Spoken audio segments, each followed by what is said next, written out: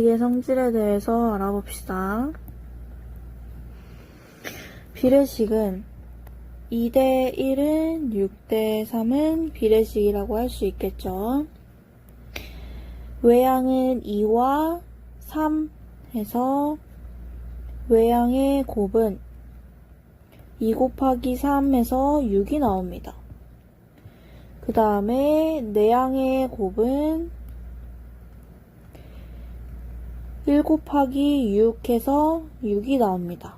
따라서 외양의 곱과 내양의 곱의 결과가 같은 걸 확인하실 수 있습니다. 따라서 비례식에서 외양의 곱과 내양의 곱은 같다는 것을 알 수가 있습니다. 비례식에서 네모의 값 구하기 한번 해볼게요. 4대 3은 12대 네모 해서 네모의 값을 구하려면 외양끼리 곱해보면 4 곱하기 네모, 내양끼리 곱해보면 3 곱하기 10이니까 36 해서 내양의 곱과 외양의 곱이 같아야 하므로 네모는 9가 되겠네요. 이제 옳은 비례식을 찾는 방법에 대해서 알아봅시다. 옳은 비례식 찾기 첫 번째 방법은 외양의 곱과 내양의 곱이 같은지 한번 확인해 보면 돼요. 7대 9는 21대 27 비례식이 맞는지 확인하려면 외양의 곱 7 곱하기 27 해서 189가 나오고 내양끼리 곱이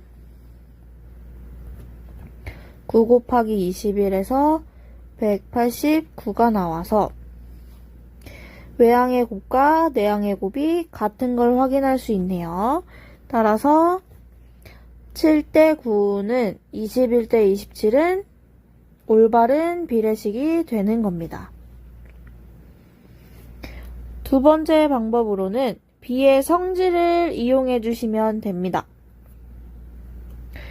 7대 9는 21대 27로 다시 보면 전항을 살펴보면 먼저 곱하기 3 한 걸 알 수가 있습니다. 그래서 후항도 살펴보면 똑같이 곱하기 3이 된 걸 알 수 있어요. 따라서 전항과 후항에 똑같이 3을 곱했으므로 올바른 비례식이 되는 겁니다. 이제 5대 8과 10대 16도 한번 다시 알아봅시다. 5에다가 10이 전항이 되려면 2를 곱해주면 되고 8에다가 16이 되려면 곱하기 2를 해주면 돼요. 이 경우에도 전항과 후항에 똑같이 2를 곱했으므로 옳은 비례식이 되는 겁니다. 이제 확인통 문제를 풀어주면 비례식의 성질을 알아보려고 합니다. 외양의 곱과 내양의 곱이 같은지 알아보려면 외양끼리 곱해보면 되겠죠? 15 곱하기 4 하면 60. 그 다음에 내양끼리 곱해보면 10 곱하기 6 해서 60 나오네요. 해서 비례식에서 외양의 곱과 내양의 곱은